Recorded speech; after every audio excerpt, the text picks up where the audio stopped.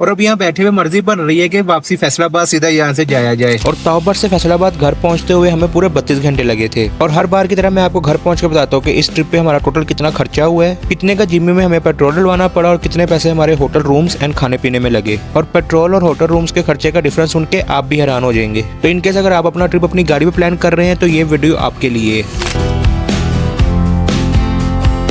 तावबट से वापसी का सफर शुरू करने से पहले मैं आपको एक छोटा सा रिकैप देना चाहता हूँ हमारे कंप्लीट ट्रिप का। फैसलाबाद से हमने हमारा सफर संडे की रात को शुरू किया था और मंडे मॉर्निंग को हम लोग बालाकोट में फंस गए थे लैंडस्लाइडिंग की वजह से, जिस वजह से हमें मंडे को बालाकोट में स्टे करना पड़ा था। और ट्यूसडे अर्ली मॉर्निंग हम लोग उठ के निकल गए थे नारायण के लिए। और नारायण पहुंच के फिर ट्यूसडे दोपहर को हमने वहां से अपना सफर शुरू कर दिया था नीलम वैली के लिए। और ट्यूसडे रात को जो हमने स्टे किया था वो था कुट्टन विलेज जगरा में, जो नीलम वैली में है। फिर अगेन वेंसडे मॉर्निंग को हमने हमारा दोबारा सफर शुरू किया था और शाम तक हम केल पहुंच गए थे नीलम वैली को एक्सप्लोर करते करते। और फिर थर्सडे अर्ली मॉर्निंग को हम लोगों ने अपना सफर कंटिन्यू किया था आगे तावबट के लिए और ऑलमोस्ट 3 घंटों में हम लोग तावबट पहुंच गए थे। बाकी अब शुरू करते हैं अपना सफर तावबट से फैसलाबाद के लिए। तावबट से फैसलाबाद का जो ट्रेवल डिस्टेंस है वो तकरीबन 670 किलोमीटर है। और अगर आपने पिछली वीडियो देखी तो आपको इसके रास्ते का पता है और गूगल मैप तो कहता है कि आपके सफर जो है वो 13 घंटे में कर सकते हैं, जो कि बिल्कुल गलत बात है। लेकिन मैंने एक चीज नोटिस की है, मैं जितने भी तावबट आया हूँ ना, जब आप वापसी किल की तरफ जा रहे होते तो जो इसका सफर है वो ज्यादा खूबसूरत है बनिस्बत जब आप यहाँ पे आ रहे होते तब। ऐसा मैं क्यों कह रहा हूँ वो आप लोग खुद देख लें।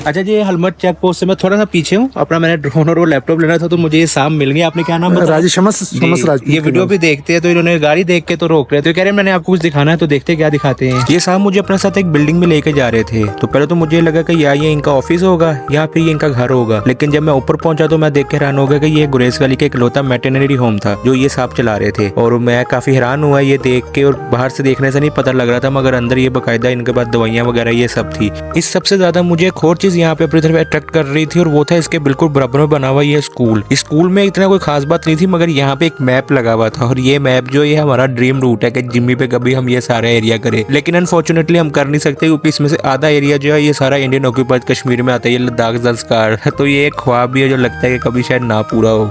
बाकी ये सब यहाँ पे बहुत अच्छा काम कर रहे हैं तो इनको अप्रिशिएट करना बनता है। और अगर आप वीडियो देख रहे हैं तो शुक्रिया एक दफा फिर से। और ड्रोन और लैपटॉप और जो मेरा बाकी सामान था वो भी मुझे मिल गया। मैंने पिछली वीडियो में बताया था लैपटॉप भी यहाँ पे रख लिया था। आप लोगों के पास भी अगर ये चीजें है तो झूठ ना बोलेगा, बोल देगा कि है और ये रख लेगा और वापसी पे आपको CNSE के साथ वो मिल जाएगा। अगर आपने पिछली वीडियो देखी है ना मेरी, तो मैं पिछली वीडियो में मैंने आपको बताया था कि तावबट गाड़ियां नहीं लानी चाहिए। अब मैं आपको दिखाता हूँ उसके पीछे वजह क्या है। ये पापा आप जीप लाएंगे तो आप देखेगा कितना ऊपर चढ़ाना पड़ता है जीप को।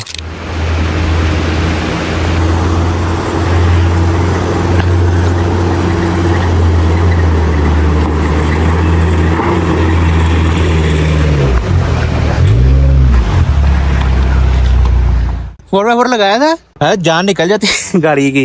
अभी तुमने देखा नहीं, मैं रिवर्स जाते ब्रेक मारी है ना। हाँ, पीछे स्लिप हो रही थी, रुकी नहीं रही थी। वो मैं घोड़े से लग गया था तो मैं इस वजह से मैं कह रहा था कि जो गाड़ी है ना जो आखिरी का 10 किलोमीटर है तावबट का, मतलब उधर से जब केल से आगे तो लास्ट का 10 किलोमीटर है ना 12 किलोमीटर, ये बहुत खत गंदा है क्योंकि चढ़ाई तो चढ़ रहे होते हैं मगर इस तरह ये पत्थरों वाली चढ़ाई है। ये सब मैं आपको इसलिए बता रहा हूँ कि पिछली वीडियो में ना कुछ लोगों ने मुझ पर एतराज किया था कि गाड़ी हमारी चली जाएगी, ग्राउंड क्लियरेंस हमारी गाड़ी की ऊंची है इस तरह। तो फिर मैंने उनसे ज्यादा आर्गूमेंट नहीं किया था, इसलिए फिर मैंने सोचा था कि अगली वीडियो में मैं मजीद इसका बता दूंगा वापस जाते हुए। क्योंकि वापस जाते हुए ना 2-3 जगह पे इस तरह लिखा हुआ आता है कि आगे डेंजर जोन है तो अपनी गाड़ी का 4x4 जो है वो इंगेज कर लें। और शायद आपको पता हो कि 2 साल पहले यहाँ पे तावबट में एक हादसा भी हुआ था, एक जीप दरिया में गिरी थी। वो भी ये जानवी के पास से उन लड़कों ने यहाँ पे नाश्ता किया था और नाश्ता करके वो चले थे, यहाँ शाम का खाना खाया था। मैंने लास्ट वीडियो में बताया था, मुझे याद नहीं है बल्कि एक लोकल ने हमें बताया था। तो खाना खा के वो जैसे ही चले हैं तो वो जो ड्राइवर था वो इमेच्योर था और स्पीड उसकी ज्यादा थी, तो एकदम वो गाड़ी जब उसने भगा के इस तरह चढ़ाई, वो जीप ने यहाँ पे ऐसे पत्थर पड़ा था, इस पत्थर से ऐसे यहाँ से पत्थर पे उसका टायर चला, मोड़ के बाद स्पीड ज्यादा था और यहाँ से फिर वो ऐसे नीचे खाई में गिर गई थी। और उसमें तकरीबन जो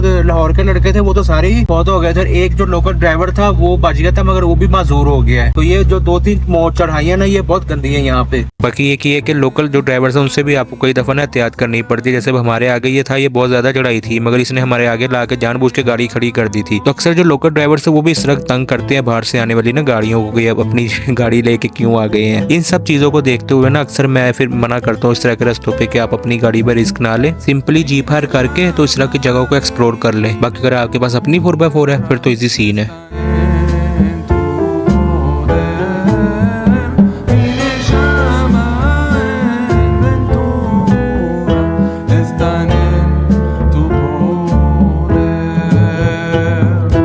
टावर जाते हुए हमें 3 घंटे लगे थे, लेकिन वापसी केल हम ऑलमोस्ट 2.5 घंटों में पहुंच गए थे और केल पहुंच के हमने सबसे जरूरी काम किया।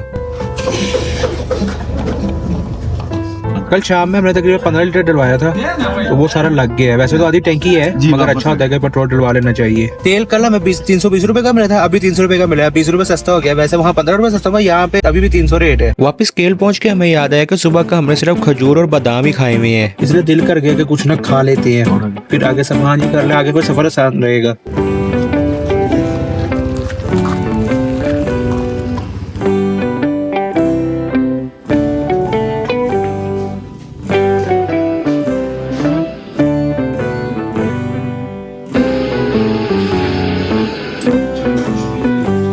केल से मुजफ्फराबाद तक का जो ट्रैवल डिस्टेंस है वो ऑलमोस्ट 150 किलोमीटर्स है, लेकिन कंप्लीट करने में आपको ऑलमोस्ट 7 से 8 घंटे लग जाते हैं, डिपेंडिंग कि आप कितने स्टॉप्स लेते हैं, क्योंकि केल से द्वारिया तक रोड जो है वो 60% जो है वो कच्चा और 40% जो है वो एसफॉल्ट है। बाकी हमारी वापसी में वेदर ने एकदम ऐसा यू टर्न लिया है जो कि एक्सपेक्टेड नहीं था। वैसे कश्मीर देखने वाला इसी मौसम में है। अभी हम तकरीबन केरन से थोड़ा सा पीछे, तो यहाँ पे ब्रिज रिपेयर हो रहा है, तो इंतजार कर रहे हैं, देखते कब खुलता है।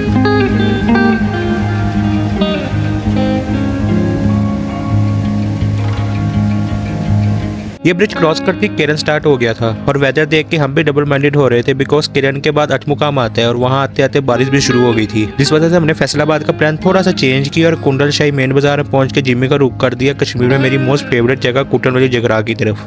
तो मौसम देख के फिर हमसे रहा नहीं गया, मौसम बहुत अच्छा हो गया था और दोबारा कुटन की बारी तकरीबन 2 माह बाद आनी थी और तकरीबन 2 साल पहले इस तरह का मौसम था यहाँ पे। तो फिर सोचा कि कुटन विलेज चलते हैं। अभी टाइम हो रहा है इस वक्त तकरीबन 5:57 और रूम यहाँ पे अफजाल साहब के होटल में हमारा हर दफा की तरह फिक्स ही होता है, तो उसी रूम में रुके जिसमें आते हुए रुके थे। गाड़ी वहीं खड़ी किया जहाँ पिछली दफा फंसाई थी। और पापा आते के साथ ही अपना सेटअप जोड़ रहे हैं चाय का, और पापा को इस दफा बच्चा भी सिर्फ 2 पैकेट ही है चाय के।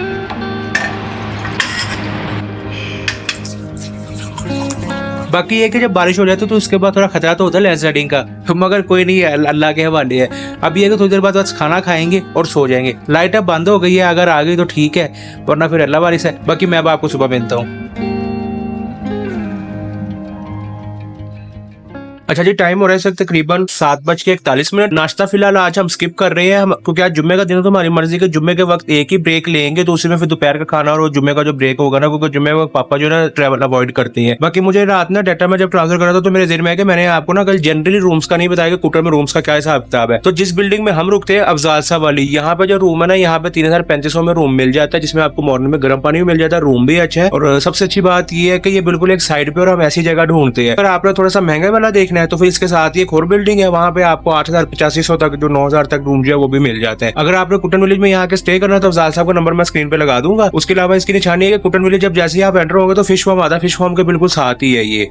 बाकी कुटन विलेज से फैसलाबाद का जो ट्रैवल डिस्टेंस है वो ऑलमोस्ट 530 किलोमीटर है और हमें आते हुए कुटन विलेज फैसलाबाद से तकरीबन 12 घंटे लग जाते हैं, लेकिन जाते हुए हमें ना 1 घंटा 1.5 घंटा कम ही लगता है हमेशा। बाकी थोड़ा सा सफर हमने आगे किया ही था इस रोड पे, तो आगे से रास्ता बंद था, तो पहले हमें लगा कि लैंडस्लाइडिंग हो रही है, मगर जब थोड़ा गौर से देखा तो ऊपर से जो लूज रॉक था वो फेंक रहे थे। जैसे ये रास्ता खुला तो मजीद थोड़ा सा सफर करने के बाद नीलम वैली का एग्जिट पॉइंट आता है, मगर उससे पहले मेरा एक और मोस्ट फेवरेट पॉइंट है जहाँ पे मैं हमेशा नीलम वैली आते हुए रुकता हूँ, वहाँ पे एक ब्रेक ली थी। आते हुए ना हम यहाँ पे रुक नहीं सके थे क्योंकि शाम हो गई थी। यहाँ रुकने की खास बात यह है कि जब आप नीलम एंटर होते हैं ना, तो सबसे पहला जो पॉइंट आता है वो ये पॉइंट है, ये तीतवाल चले आना LOC क्रॉसिंग है। और मैं यहाँ पे आके हमेशा उदास हो जाता हूँ। उसके पीछे वजह ये है कि कभी ये सारा जो था ये एक ही एरिया होता था। यहाँ पे एक ब्रिज बना हुआ है, ब्रिज पे एक लाइन बनी हुई है, लाइन का इस तरफ ये सारा आजाद कश्मीर है, उस तरफ सारा जो है इंडियन ऑक्यूपाइड कश्मीर है। उस ब्रिज को रास्ता यहाँ से नीचे से ऐसे उतरता है, ये नीचे रास्ता जो है उस ब्रिज को जा रहा है। और किसी टाइम में लोग ये ब्रिज क्रॉस करके जाते भी थे। अभी भी कुछ लोग हैं जिनके रिश्तेदार वहाँ पे रहते हैं और उनका फोन पे कई दफा राब्ता भी होता है। यहाँ पे एक इंडियन फ्लैग भी लगा हुआ है बहुत बड़ा हुआ, पीछे यहाँ पे स्कूल भी है। ये सामने जो है सारा कुपवारा डिस्ट्रिक्ट में आता है ये एरिया, तीतवाल सेक्टर है वो ब्रिज से कई दफा दिल करता है कि यार कभी जा सकते हो तो बंदा ब्रिज से ऐसे गाड़ी नीचे उतार और जिमनी जा रही है कुपवारा डिस्ट्रिक्ट में, मगर एक ख्वाब है, पता नहीं कभी पूरा होगा भी नहीं। और अगर इस दफा आप लोग भी नीलम आ रहे हैं ना, तो एंटर होते ही ये पॉइंट आता है, इस तरह का टाइम बनाएगा कि यहाँ पे आप लोग लाजमी रुके। मैं हर अपनी वीडियो में इस पॉइंट को लाजमी मेंशन करता हूँ। बाकी अब चलते हैं आगे। इस पॉइंट के बाद थोड़ा सा सफर करने के बाद ही नीलम वैली का एग्जिट पॉइंट आ जाता है और जैसे ही हम लोग नीलम झेलम डैम क्रॉस करते हैं तो हमारे दूसरे नेटवर्क चल जाते हैं, जिस वजह से सफर मजीद आसान हो जाता है। डैम से ऑलमोस्ट 1.5 घंटा ड्राइव करने के बाद मुजफ्फराबाद सिटी आती है, जिसको बाईपास करते हुए हमने जाना होता है कोहाला ब्रिज वाली साइड पे। ऑलमोस्ट 12 बजे हमने वो भी क्रॉस कर लिया था एंड वहां से फिर अपना रुक किया हमने मरी एक्सप्रेस की तरफ। एंड एक ब्रेक के बाद फाइनली हम लोग इस्लामाबाद पहुंच गए थे और क्या गर्मी लगी थी यहाँ पहुंच के मैं बता नहीं सकता। खैर इस्लामाबाद पहुंच के हमें वेट होता है कि बस हम मोटरवे पे चढ़ जाए, और उस दिन गर्मी की वजह से मोटरवे आने का नाम ले ही नहीं रही थी और मोटरवे आ ही गई। ये जो मुजफ्फराबाद वाला सफर है ना, ये कोहाला से जो ये इस्लामाबाद है, ये बड़ा गंदा है। खासतौर पे जो मरी तक है ये खत्म ही होता है, इस पे मोड़ बहुत है। खैर अब इस तरह कि मैंने आपको पेट्रोल का बताना और ये बताना है कि हमारा टोटल खर्चा कितना हुआ है। पेट्रोल का भी हमने लास्ट फिल्म डलवाना है, तो उसके बाद भी मैं सारा कैलकुलेट करके आपको बताऊंगा कि पेट्रोल का कितना हमारा खर्चा हुआ है। होटल रूम का जो हमारा खर्चा है वो सारा खाने पीने का इस दफा जो मिला के वो 20,000 हुआ है। इस तरह के हम लोग कोशिश करते हैं कि एक दिन में मिनिमम जो हमने मैक्सिमम जो खर्चने होते हैं वो 5,000 रखा होता है, उसमें रूम और खाना होता है। और जो मिनिमम खर्चते हैं वो हम 3,000-3,500 हमारा लग जाता है उसमें, क्योंकि कई जगह रूम 2,000 का मिलता है, कई जगह 2,500 का मिलता है। तो इसलिए फिर जो एवरेज हमारा 5-6 दिन का 7 दिन का 6 दिन का जो खर्चा आता है ना, वो हर दफा इतना 20-22,000 रहता है। बाकी ये कि पेट्रोल लग रहा है इस दफा ज्यादा गाड़ी ने कम खाया है। बाकी वो टोटल कैलकुलेट करके फिर मैं आपको बताऊंगा, और सफर फिर मैं आपको घर पहुंच के बताऊंगा कि टोटल सफर हमने कितना किया है। और फाइनली जी ये था हमारा लास्ट फ्यूल अप, और इसी के साथ हमारा ये सफर खत्म होता है। अल्हम्दुलिल्लाह हम खैर खैरी से घर पहुंच गए। टाइम हो रहा है अभी तकरीबन 7:20। जो टोटल सफर किया हमने ये 5-6 दिन में, वो तकरीबन 1500 समथिंग किलोमीटर, जिसपे हमारा ओवरऑल जो खर्चा आया है वो आया रहने का और पेट्रोल का 68,000। अगर सिर्फ पेट्रोल की बात करें तो वो हमारा टोटल जो लगा जो फैसलाबाद से भरवागढ़ तो वापिस जो फैसलाबाद है वो 48,000 का लगा है। और आज जब घर आए तो पता लगा कि जो नारायण है वो ऑफिशियली खुल गया, उसका नोटिफिकेशन आ गया। और मुझे नहीं लगता कि आप में से काफी लोगों ने नारायण वाली वीडियो देखी होगी। तो अगर आप प्लान कर रहे हैं नारायण अपनी गाड़ी पे जाने का, रोड कंडीशन का नहीं पता, तो ये वीडियो आ रही होगी, वीडियो लाजमी देखेगा।